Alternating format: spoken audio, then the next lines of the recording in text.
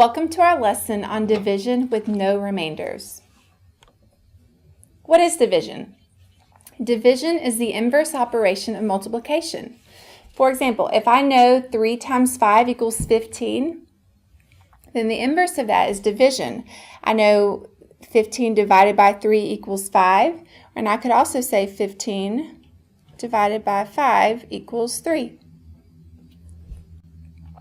There are several parts in a division problem. The divisor is what's being divided into the dividend.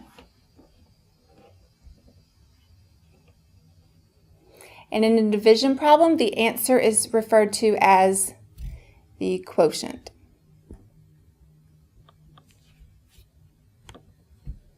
Okay, so let's look at how to set up the problem. The 2 is my divisor, and 1,526 is my dividend. So when I set it up, the way I remember this is when I write it as a long division problem, the number on the end is my dividend. So I know it goes on the end, on the inside. And my 2 is being divided into 1,526. So to start, I'll look at my thousands place and see if 2 can be divided into 1 evenly, and it cannot. So I'll go over to, I'll look at 15 now. Can 2 go into 15? And it can, 7 times. So the 7 goes over my 5. And I always write a little multiplication sign here just to remind me the next step is to multiply. 7 times 2 equals 14.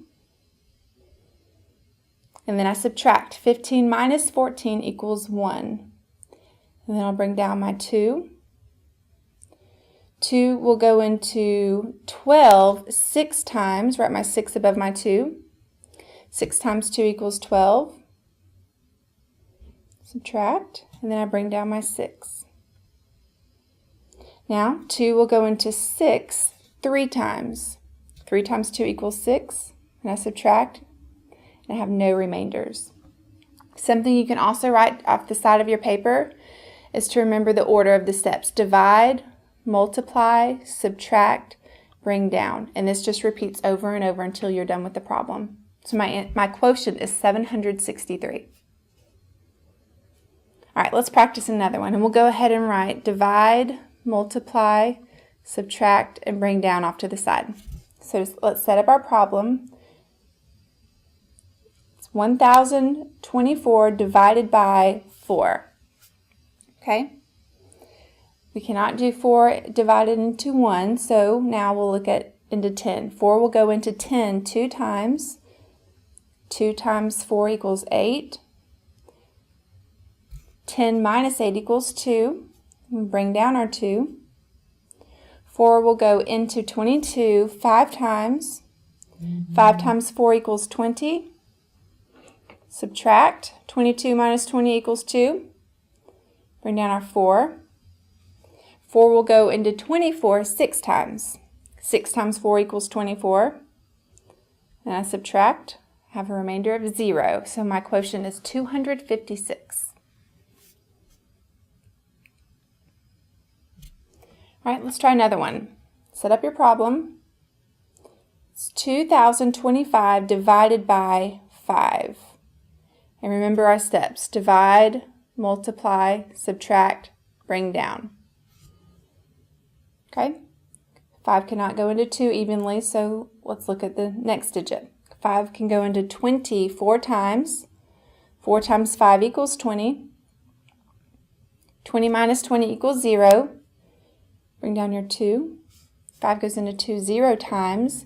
0 times 5 equals 0. Subtract. And bring down. 5 will go into 25 5 times. 5 times 5 equals 25. Subtract. You can see here I have no remainder, and my quotient is 405. All right, let's try one more. We have 3,036 divided by 3. Okay, 3 will go into 3 1 time. 1 times 3 equals 3. If we subtract 3 minus 3 equals 0. Bring down our next number, which is a 0. 3 will go into 0 0 times. 0 times 3 equals 0. Subtract. Bring down a 3. 3 will go into 3 one time. 1 times 3 equals 3. Bring down our 6. And 3 will go into 6 two times. 2 times 3 equals 6, which leaves us with 0 remainder. So our answer is 1012. If you were going to check this, you could take your quotient and multiply, because that's the inverse of division, multiply it by your divisor. And then you would see your answer would be your dividend. This concludes our lesson on division with no remainders.